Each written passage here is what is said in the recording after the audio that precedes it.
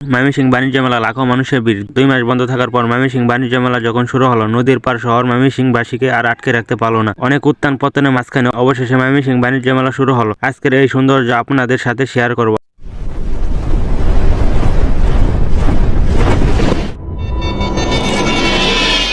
আসসালামু আলাইকুম, সবাই কেমন আছেন? আই এম মাহফুজ ওরফে বাণিজ্য মেলা। তো প্রথমে অনেক ঠেলাঠেলি ধাক্কাধাক্কি করে একটা টিকিট কেটে নিলাম। তো টিকিটটা কাটতে হবে 20 টাকা দিয়ে। ওই গেটের সামনে টিকিট কাউন্টার আছে।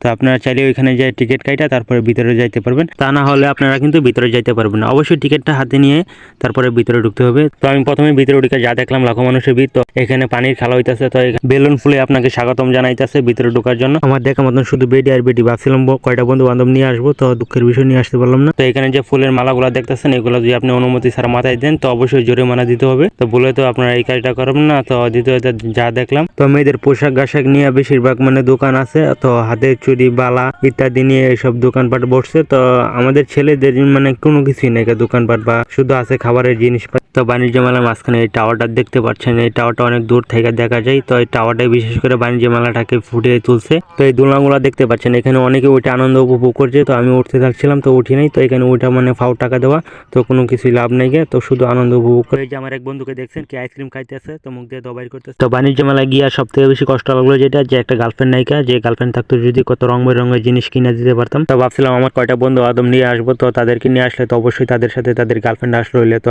গার্লফ্রেন্ড আসলে তো গার্লফ্রেন্ডের বান্ধবী আসলো হইলে, তো ওই ক্ষেত্রে আমার একটু সুবিধা হইতো। তো এরকম ভাবে কে কে দুধ চা খাইছেন তো অবশ্যই জানাবেন কমেন্ট বক্সে। তো আমি ভাবছিলাম এটা তো আসলে সত্যি সত্যি গাছ, তো না পরবর্তী দেখি নকল গাছ। তো গাছের উপরে চাইয়া দেখে একটা বাবুই পাখির বাসা। তো আমি ভাবছিলাম ওইটাও আসলে সত্যি সত্যি বাবুই পাখির বাসা। তো এইদিকে চাইয়া দেখি কত রং বেরঙের হাতের চুরি, বালা ইত্যাদি। তো আমাকে দোকানদার বলতেছে ভাইয়া কোনটা কিনবেন, কোনটা নেবেন। তো আমি বলতেছি ভাইয়া একটা গার্লফ্রেন্ড ম্যানেজ করে দেন, তো তারপরে আপনার দোকান থেকে মাল সাবানা কিনা নেই। তো আবার এই মুড়ে আসা দেখি কত রং বেরঙের পিঠা বানাইতেছে। তো দেখি কোনটা খাবো কোনটা না খাবো এটা ভাবতেছি। তো ভাবতে ভাবতে চলে গেলো আমাদের এখানে সময়।